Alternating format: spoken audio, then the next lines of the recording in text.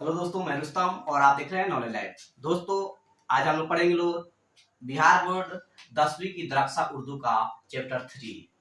जी दोस्तों, class 10th का अफसाना पढ़ेंगे लोग। चैप्टर 3 है और अफसाना में 2 है ना। दूसरा अफसाना है और इस अफसाना का नाम है फरार। क्या है? फरार। और इस अफसाना निगार का नाम है सैयद मोहम्मद मुर्शिद। सैयद मोहम्मद मुर्शिद के अफसाना फरार को हम पढ़ने वाले हैं। तो सबसे पहले हम लोग अफसाना निगार के बारे में थोड़ा सा तफसीली जानकारी रख लेते हैं। लिखा है, इनकी पैदाइश 10 जुलाई 1910 ईस्वी को हुई थी। कब हुई थी? 10 जुलाई 1910 ईस्वी को पटना में हुई। सैयद मोहम्मद मुर्शिद की पैदाइश 10 जुलाई 1910 को पटना में हुई।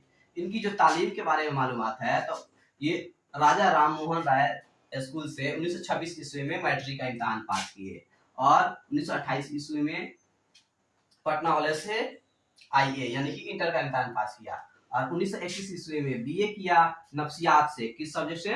नफ्सियात यानी कि साइकोलॉजी से। और 1934 ईस्वी में एमए किया और गोल्ड मेडल हासिल किया, फर्स्ट क्लास से पास करके गोल्ड मेडल हासिल किया।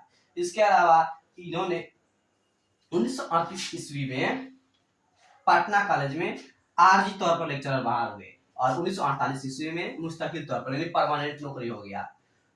और 1953 ईस्वी जाते जाते ये सदर शोभा उर्दू के सदर बना दिए गए यानी कि उर्दू विभाग के अध्यक्ष बना दिए गए। और ये 1974 ईस्वी में अपनी मुलाजमत से सुरुखदोस्त हो गए यानी कि रिटायर हो गए। मगर इससे एक साल पहले ये अपनी अहलिया यानी बीवी के साथ हज का फरीजा भी अंजाम दिए थे। ठीक है। इनके 3 बेटे और 4 बेटियां थी। इसके अलावा है इनके अफसानवी मजमूए यानी कि किताबों के नाम। तो सबसे पहले जो किताब है वो अनोखी मुस्कुराहट, ये बहुत ही इंपोर्टेंट किताब है इनका, उर्दू में काफी मशहूर है, ये 11th क्लास में है। इसके अलावा है नफ्सियाती जाविये, नफ्सियाती मज़ामीन का मजमूआ है। और तीसरा है जख्म के फूल, ये सीरी मजमूए हैं। सैयद मोहम्मद मुर्शिद का इंतकाल 2002 ईस्वी में दिल्ली में हुई थी। इलाज के दौरान तबीयत खराब था, उसी समय इनका इंतकाल हो गया था। ये नफ्सियात बहुत इंपोर्टेंट है क्योंकि ये नफ्सियात से पढ़ाई किए थे, नफ्सियात के प्रोफेसर थे और अफसाना में नफ्सियात ही इनका खास मौजूद था। और हमारे सामने जो अफसाना फरार है ये भी एक नफ्सियाती अफसाना है। तो दोस्तों, अब हम लोग अफसाना का शुरू करते हैं। इससे पहले हम बता देते हैं इस अफसाना का जो मरकजी किरदार है वह है महमूद। यह 10 साल की उम्र में यतीम हो चुका था। इसके जो कॉलेज का दोस्त का नाम है, जो यूनिवर्सिटी का दोस्त है, उसका नाम है अजीम। और एक खालदा, खालदा भी उसके यूनिवर्सिटी में पढ़ती है साथ में। और महमूद की जिस लड़की से शादी होगा उसका नाम है जुबैदा। ठीक है। तो दोस्तों, अब हम लोग अफसाना को शुरू करते हैं। लोग आप लोग पता है फरार के माने क्या होता है? यानी भागने को। लिखा है, महमूद। माँ की करखत आवाज महमूद के कान में गूंज गई। यानी महमूद रूम में बैठा हुआ था, है ना, मैथ पढ़ रहा था, तभी उसकी माँ जोर से आवाज लगाती है। वह बाजू के कमरे में हिसाब बना रहा था। हिसाब की कॉपी समेटे बगैर उठ खड़ा हुआ। इसका नाम खतरा की घंटी की तरह उसके कान में बज रहा था। यानी कि जैसे ही उसकी माँ चिल्लाई एकदम डर गया, लग रहा था कुछ खराब होने वाला है ना।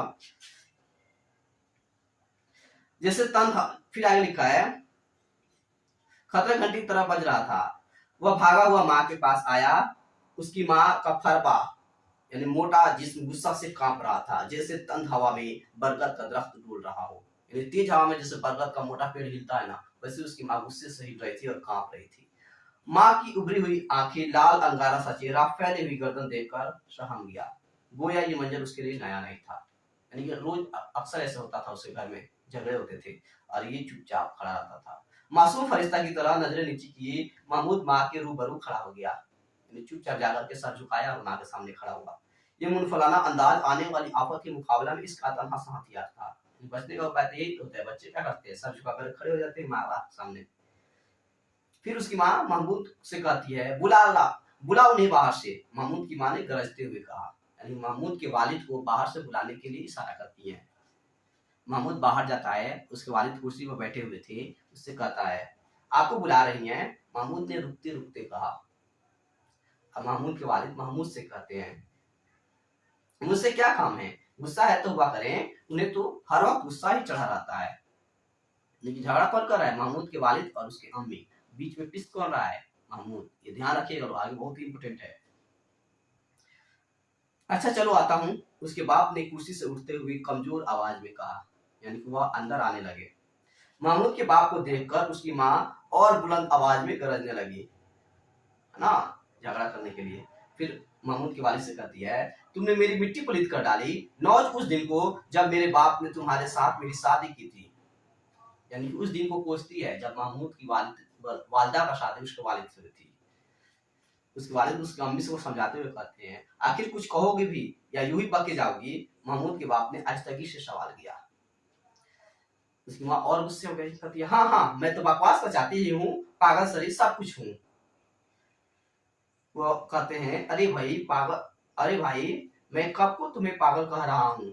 अपने मुंह जो चाहो कह लो। उस वालिद कह रहे हैं कि मैं तुम्हें पागल तो नहीं कर रहा हूँ, तुम अपने से कह रही हो। कहती है, हाँ जी, तुमसा शरीफ दुनिया में कौन होगा? जाने दो, मैं रजील सही, कमीनी सही, लेकिन तुम्हारे घर में अब 1 मिनट मेरा कदम नहीं जम सकता। देखिए लोग, खास कर औरत जब झगड़ा करती है ये धमकी देती है, मैं तुम्हारे घर पर छोड़कर चली जाऊंगी। उसकी माँ भी यही धमकी देती है। अरे अरे भाई, खुदा का वास्ता कुछ बताओ भी तो। यानी महमूद के वालिद गुजारिश करते हैं, झगड़ा की वजह जानना चाहते हैं, मगर उसकी माँ एकदम गुस्से में है। कहती, आहा कैसे बोले हैं आप, गोया कुछ जानते ही नहीं। बैठे बैठे सारा फसाद मचाते रहते हैं, और ऊपर से देखो तो जैसे मोम की गुड़िया। मैंने तुम्हें 1000 बार मना किया कि उस मुंह वकील के यहाँ न जाया करो, लेकिन तुम कहाँ मानने वाले। उसकी जोड़ू तो डायल बनकर मुझे निकलने की फिक्र में है, और तुम उससे घुल मिलकर मीठी मीठी बातें किया करो। यानी कि महमूद की माँ है, वह गांव में मोहल्ला में रहने वाले वकील की पत्नी से झगड़ा करके आई है, और उसका गुस्सा महमूद के वालिद पर निकाल रही है, क्योंकि वह वहां पे जाते हैं, चाय पीते हैं। अरे अरे भाई आहिस्ता बोलो, मोहल्ला वाले सुनेंगे तो क्या कहेंगे? तुम्हें तो खामखा शक पैदा हो जाता है। महमूद के वालिद समझाने की कोशिश करते हैं, चुप कराने की कोशिश करते हैं। महमूद की माँ ने और चीख चीख कर बोलना शुरू किया, हजारों गालियां वकील को दिए, सैकड़ों सवालातें महमूद के बाप को सुनाई, है ना। ये पैराग्राफ यहीं समाप्त होता है। ये महमूद की बचपन की छोटी सी घटना थी, जो उसको साइकोलॉजिकल मरीज बनाएगी, नफ्सियाती बीमारी में मुब्तला करेगी, है ना। अगला पैराग्राफ है, महमूद अपनी उम्र की 10वीं साल यतीम हो गया। कितने साल की उम्र में यतीम हो गया? 10 साल की उम्र में यतीम हो गया। ऑब्जेक्टिव क्वेश्चन है। और बाप के मरने के थोड़े ही अर्सा बाद उसकी माँ भी उसे छोड़ गई, यानी कि माँ और बाप दोनों ही यतीम हो गया। किस्मत ने उसे उसके इसरत जदा मामू के मकान में मुंतकिल कर दिया, यानी कि अब ये अपने गरीब मामू के घर आने लगा। जिंदगी की दुश्वारियां उसके लिए नामहर लेकिन आकबत अंदेश उस्ताद बन गई। माहौल की नासाजगारियां उसे जितनी ज्यादा ठोकरें लगाती, उसके अंदर उस्तवारी और इस्तिकामत की कोशिश इतना ही ज्यादा तेज होती जाती। उसका सरशनी में और मुस्तकिल मिजाजी और पुख्तगी अज़्म का एक मुकम्मल नमूना मालूम होता था। जैसे उसका जब बचपन तफुलियत और शबाब के दरमियानी मराहिल फांद कर इंसानी तामीर की आखिरी मंजिल तक पहुंच गया हो। यानी महमूद अब पढ़ रहा है, बड़ा हो रहा है, यूनिवर्सिटी में पढ़ रहा है, उसकी बहुत सारी परेशानियां हैं, दुश्वारियां है, गरीबी है, मगर जितनी भी ठोकर लगती वह उतना ही मजबूत होता, उतना ही ज्यादा मेहनत करता, आगे बढ़ने की कोशिश करता। ऐसे लग रहा था जैसे वह बचपन में नहीं है, वो अपने जवानी को भी पार कर चुका है और अब बुढ़ापे में जा चुका है। बड़े लोगों की तरह बूढ़े लोगों की तरह सोचता था, काम करता था। महमूद यूनिवर्सिटी के हॉस्टल में रहता था, जहां उसकी तन्हाई पसंदी और रहबानियत का उसके साथ बराबर मजाक उड़ाया करते थे। यानी उसके साथी दोस्त उसके अकेले रहने को, चुपचाप खामोश रहने को, पढ़ने को मजाक उड़ाते थे।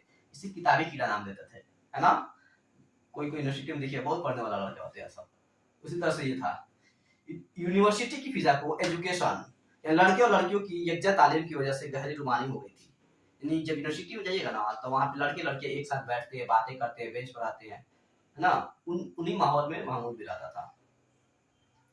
महमूद के साथी कमाल जादू बयानी और गर्मजोशी के साथ इन फिरदौसी मनाजिर की तस्वीरें उसके आगे खींचते। महमूद की तबीयत में भी गुदगुदी पैदा हो जाती, यानी उसके दोस्त जो थे इश्क मोहब्बत की बातें करते थे, ये भी थोड़ी देर के लिए भाग जाता था। उसका एक दोस्त है, कहता है, यार तुम्हारे सीना में दिल नहीं, लकड़ी का टुकड़ा है जिस पर बिजली तक का असर नहीं होता। कल क्लास में खालिदा किस तरह नजरें बचा बचा कर तुम्हें तक रही थी, काश वह इस तरह मुझे देखती होती, यकीन मानो मैं अपना कलेजा निकाल कर रख दिया होता। अजीम ने अपने खास पुरजोश अंदाज में कहा। महमूद के दोस्त का नाम क्या है? अजीम, इसका साथी है, और कह रहा है कि क्लास में तुम्हें खालिदा लड़की जो है महमूद को देख रहे थे, यानी लाइन दे रही थी, मगर महमूद उधर नहीं देख रहा है। फिर आगे लिखा है, महमूद अपने दोस्त को समझाता है, कहता है खैर मजाक वगैरह खत्म करो, बेचारी मासूम लड़की पर जो तुम इस किस्म के तुहमत लगाते हो ये तो बहुत नामुनासिब बात है। नहीं, महमूद कहता है अपने दोस्त से, तुम किसी भी लड़की को बदनाम मत करो। अजीम कहता है तुहमत कैसी, हम उन्हें घूरते रहते हैं, वह बेचारियां हमें तकने से भी नहीं। और भाई तुम्हें तो अपना मोल मालूम नहीं, काश मेरे अंदर तुम्हारी शक्ल व सूरत होती, मेरी जिंदगी एक मुस्तकिल रोमान होती, रोमान। अजीम ने सीना तानते हुए कहा। यानी अजीम कह रहा है तुम पर बहुत तेज हो पढ़ने में, तुम खूबसूरत हो ना, हैंडसम हो, लड़कियां तुम पर मरती है। अगर तुम्हारी तरह मैं रहता तो मेरी जिंदगी इश्क और मोहब्बत में कटता, मैं रोज लड़कियों से बातें करता। अजीम सीना तान करके महमूद से कह रहा है। फिर आगे कह रहा है आज शाम को नुमाइश आओ तो तुम्हें दिखला दूं कि यारा लिखा है नुक्तादान के लिए कैसी सलाहें आम है। अजीम उसे अपने दोस्त को महमूद को क्लब में, यानी शाम में जो क्लब होता है बच्चे डांस करते हैं म्यूजिक पर लाइट पर, उसमें इनवाइट कर रहा है। महमूद कह रहा है मैं तुम्हारे कहने पर आज शाम को नुमाइश जाऊंगा, फिर वहां से किसी रेस्टोरेंट होटल में चलना, लेते हैं ना अपनी किसी महपारा को, वह भी मेरी इस्तकामत आजमा लेगी। महमूद चैलेंज कर दे रहा है अपने दोस्त को। अजीम कह रहे वाकई चलोगे या सिर्फ आन में बोल रहे हो। अजीम ने महमूद के चेहरे पर नजरें जमाते हुए सवाल किया। दोनों में शर्त लग गई। महमूद किसी दावे के बाद कदम पीछे हटाना नहीं जानता। महमूद ने फातिहाना अंदाज में जवाब दिया। दोनों एक दूसरे से बातें कर रहे हैं, जोश में है ना, क्लब जाने की बातें हो रही है। महमूद साकार लेता है। अजीम तो महमूद से वादा लेकर चला गया, लेकिन महमूद एक अजीब तासुराती कशाकश में मुब्तला हो गया, जैसे कोई किसी गुनाह का का इरादा करके पछताने लगा हो और नतायज के महूम लेकिन होश रुबा तसव्वुरात व कैफियत के सांचा में ढलकर उसकी रूह में विवस्त हो रहे हों। महमूद तो वादा कर लिया है, लेकिन उस वक्त उसकी हालत खराब, यानी जो नफ्सियाती मर्ज थी वो बाहर आ रही थी धीरे धीरे। महमूद की उंगलियां गैर इस्तरारी तौर पर रह रहकर उसकी नस टटोलने लगती, यानी नसें चेक करती, जैसे उसे बुखार का एहसास हो रहा हो। उसके दिल में एक गैर मामूली वहशतनाक दीवानगी की कैफियत महसूस हो रही थी, जैसे कोई रात के सन्नाटे में खुले मैदान से खौफ खाने लगता है हो। इस गैर मामूली इस अजमहलाल और लिखा है खुशतगी का कोई सबब महमूद की समझ में न आता था। जैसे किसी बच्चे को अंधेरी रात में छोड़ देते डर जाता है, वैसे महमूद को डर लग रही थी, लेकिन वह ऐसा क्यों हो रहा था उसे खुद पता नहीं। वह हॉस्टल से बाहर निकला, कदम तेज करता हुआ नुमाइश को रवाना हुआ। काफी दूर तक पहुंचने के बाद उसे एहसास हुआ कि वह गलत रास्ता पर लग गया है। उसे अपनी इस भूल पर हैरत सी हो रही थी। उसके पांव सर्द हो गए, यानी रुक गए, जम गए। वह देर तक किसी जगह मबहूत यानी भूत की तरह, पुतले की तरह खड़ा रहा, जैसे उसे सिकता सा हो गया, यानी लग रहा था उसे फालिज मार दिया हो, किसी ने स्टैचू कर दिया हो। एकदम चुपचाप आधे रास्ते में रुक गया था। वह बहुत देर तक 1-2 घंटा तक वहीं गुजार दिया। फिर कहता है, अपने आप से बातें करता है, कहता है अब नुमाइश जाना बिल्कुल बेसुध है, यानी बेकार है। उसने कहा। अजीम इंतजार करके कहीं और जा चुका होगा। वह अपने कमरे की तरफ लौट आया और कुर्सी पर बैठ करके अपनी खुद फरामोशी का जायजा लेने लगा। आखिर उसे हो क्या गया था, इसकी समझ में कुछ ना आता था। महमूद खुद टेंशन में आए, उसे क्या हुआ था, क्यों नहीं किया। इस पेज का पेज नंबर 22 का आखिरी पैराग्राफ। अपनी खुद एतमादी पर ये लिखा है कारी जर्ब कई दिनों तक महमूद के दिमाग में उलझन पैदा करती रही। गो अजीम से उसने तबीयत की खराबी का अर्ज पेश कर दिया था, जिससे अजीम ने बहानासाजी कहकर टाल भी दिया। यानी अजीम से बोल दिया था कि मेरी तबीयत खराब हो इसलिए नहीं आता। अजीम बोला था तुम बहानाबाज हो, बहाना बना दिया। चलिए अब कहानी का तीसरा मोड़ आता है और इम्पोर्टेंट मोड़। यूनिवर्सिटी की तालीम के बाद मुकाबला के इम्तहान में शामिल हुआ और उसे डिप्टी कलेक्टर मिल गई। यानी यूपीएससी बीपीएससी एग्जाम होता है, महमूद ने उसमें इम्तहान दिया और ये क्या बन गया, डिप्टी कलेक्टर। एग्जाम में पूछेगा ऑब्जेक्टिव में महमूद कौन सा नौकरी करता था, तो डिप्टी कलेक्टर का नौकरी करता था। निस्बतें यानी शादी का रिश्ता उसकी तालीम के वक्त ही से आती थी, अब बड़े बड़े घरानों से पैगाम आने लगे। डिप्टी कलेक्टर बन चुका है ना, शादी तो अच्छा घर में होगा। एक दिन महमूद घर से वापस आया तो घर की वीरानी उसे काटती हुई महसूस हुई। उसे अपनी जिंदगी हयात की एक बेरूह नकल नजर आने लगी। घर के सन्नाटे में दीवार से लगी टिक टिक करती हुई घड़ी उसके दिमाग पर ठोकरे सी मारने लगी। घड़ी का पेंडुलम उसी अपनी जात का मरका मालूम होने लगा। वैसा ही एक तरीका और एक रंग पर हरकत करता हुआ वह कब तक मशीन के पुर्जों की तरह जिंदगी गुजारता रहेगा। महमूद अब अमीर हो चुका है, नौकरी करता है, बड़ा घर बना चुका है, लेकिन उसकी जिंदगी घड़ी की पेंडुलम की तरह है। घड़ी में पेंडुलम रहता है ना, ऐसे चलता है, यहाँ से यहाँ ऐसे, है ना, ऐसे गोल रहता है। तो कह रहा है इसका भी जिंदगी वैसा ही है। घर से ऑफिस, ऑफिस से घर। इसे सोचता है कि अब हमें शादी करनी चाहिए। इसने सोचा और फैसला कर लिया कि वो बहुत जल्दी शादी करके अपनी जिंदगी के कैफ लिखा है मायूब से हम किनार होकर रहेगा। उसी शाम को उसने अपनी सारी पिछली निस्बतों से नए सिरे से गौर करना शुरू कर दिया। यानी उसे शादी के लिए जितने भी पुराने फोटो आए थे सबको निकाल करके दिखने लगा। अक्सर और बिस्तर के मुताबिक उसे इल्म था कि वहां अब उसके लिए कोई जगह खाली न थी। बात यानी कि सबकी शादी हो चुकी थी। बाकी मानिंदा चंद निस्बतों में से एक हर एतबार से काबिल इतना मालूम हुई, यानी उसमें से एक लड़की को उसने सिलेक्ट कर लिया।